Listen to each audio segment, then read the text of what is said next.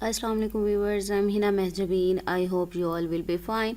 हम स्टडी कर रहे हैं MGT 201 फाइनेंशियल मैनेजमेंट का कोर्स, जिसका है module number 3 time value money and topic number है 44 continuous compounding and discounting. So today's lecture start करने से पहले अगर आप मेरे चैनल पर न्यू हैं देन प्लीज़ मेरे चैनल को सब्सक्राइब कर दें और बेल आइकन को क्लिक करना मत भूलिएगा, ताकि upcoming lectures, different assignments, quizzes और पेपर्स के नोटिफिकेशंस आप तक पहुंच जाएं। लाइक भी कीजिएगा, शेयर भी कीजिएगा। ओके जी, let's start from today's lecture that is about continuous compounding and discounting. हमने प्रीवियस लेक्चर में शॉर्टर पीरियड जो कंपाउंडिंग या डिस्काउंटिंग के बारे में पढ़ा है और फ्यूचर वैल्यू और प्रेजेंट वैल्यू के बारे में भी बताया था। अगर आप ज़्यादा ईयर्स यानी ईयरली करते हो या 1 ईयर में करते हो तो ये क्या होगा कि ये कम होगी उससे कि अगर आप 6 मंथ्स में सेमी बाय एनुअली करते हो या 2 टाइम्स कर रहे हो 1 ईयर में। ठीक है, ये बताया था। आज कंटिन्यूस कंपाउंडिंग में ये था, ईयरली की बात कर रही थी या मंथ्स की बात कर रहे थे कि उसको कंपाउंड कर देते हैं या डिस्काउंट कर देते हैं। अब कंपाउंडिंग यूज़ होती है फ्यूचर वैल्यू के लिए और डिस्काउंटिंग यूज़ होती है प्रेजेंट वैल्यू फाइंड करने के लिए। तो इसको देख लीजिएगा आप लोग, ठीक है। मैंने प्रीवियस लेक्चर्स में इसको डिटेल में बताया हुआ है।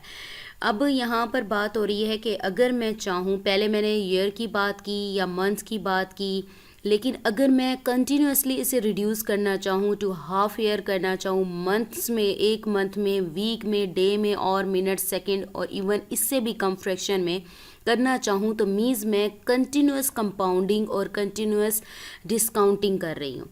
ठीक है, ये वहाँ बात हो रही है। यानी आप जितनी ज़्यादा कंपाउंडिंग और डिस्काउंटिंग करते जाएंगे आपके पास हायर प्रेजेंट और फ्यूचर वैल्यू आएगी।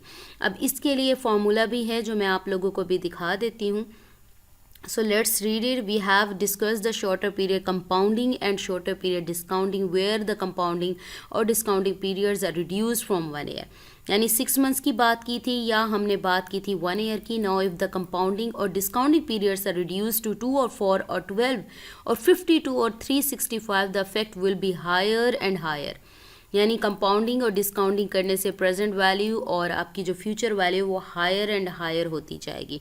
अब यहाँ डेफिनेशन की बात करूँ तो if we keep on reducing compounding और discounting period from a year to half a year, a month, a week, a day, an hour, a minute, a second, or even lesser, it becomes a case continuous compounding or discounting. ये continuously आप कर रहे हो इसका, ठीक है। ये shorter to shorter period की तरफ जा रहे हो, यानी कंटिन्यूसली कर रहे हो, तो इसे क्या कहेंगे?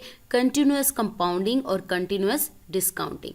फॉर्मूला है इसके लिए, क्योंकि हमें हायर, अब हमें क्या पता कि कितनी हायर अमाउंट तक पहुंचेंगे, तो उसके लिए फॉर्मूला बताया गया है कंटिन्यूस कंपाउंडिंग और डिस्काउंटिंग के लिए। वो मैं आप लोगों को दिखा रही हूँ, जो हमें ज़्यादा से ज़्यादा जितनी वैल्यू प्रेजेंट या फ्यूचर वैल्यू आ सकती है वो देगा।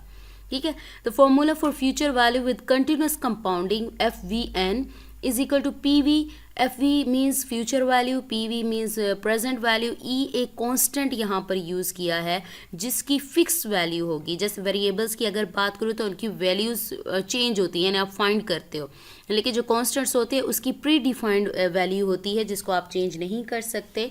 जैसा कि यहाँ पर दी हुई है 2.718, जहाँ E राइट किया होगा आप, उसकी वैल्यू एक्सपोनेंशियल है, यानी उतनी टाइम्स मल्टीप्लाई। एक्सपोनेंशियल का मतलब है मल्टीप्लाई होता जाता है, क्योंकि मैक्सिमम की बात हुई है तो इसलिए यहाँ पर एक्सपोनेंशियल कांस्टेंट यूज़ हुआ है 2.718। जहाँ पर भी E आएगा इस फॉर्मूले में आपने ये वैल्यू पुट करनी है। FV क्या है? Future value after n years, यानी नंबर ऑफ ईयर्स बात कर दो, ये फ्यूचर वैल्यू है। PV मीन्स प्रेजेंट वैल्यू है।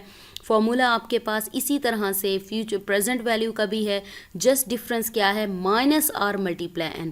यानी आप प्रेजेंट वैल्यू जब करते हो तो डिस्काउंटिंग करते हो, यानी बैकवर्ड की साइड जाते हो, फ्यूचर से बैकवर्ड जा रहे होते प्रेजेंट की तरफ। ठीक है, तो ये माइनस में है। हमने फॉर्मूलाज में भी किया था, जब भी प्रेजेंट वैल्यू की करती थी तो -n आता था, और यहाँ पर जो R है वो रेट ऑफ इंटरेस्ट को रिप्रेजेंट करता है। अब नेक्स्ट हम एग्जांपल्स देख लेते हैं इनकी। Example of future value continuous compounding.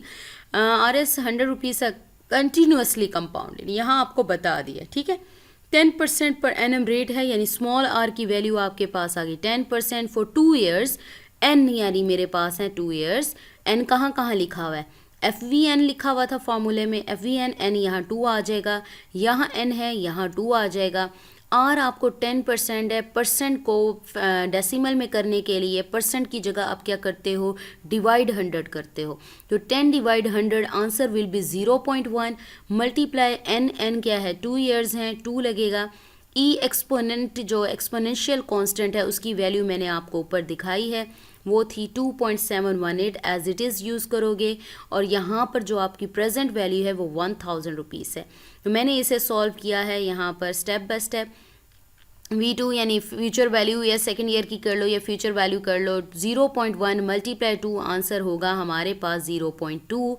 और आपने क्या करना है, 2.718 रेज टू पावर 0.2 फाइंड करना है। इस तरह से कर सकते हो, 2.718 रेज टू पावर ये वाला फंक्शन यूज़ करोगे 0.2, ठीक है 0.2 आंसर इज दिस, ये आपके पास आंसर आएगा। देन आपने मल्टीप्लाई कर देना है इसे इस 1000 से।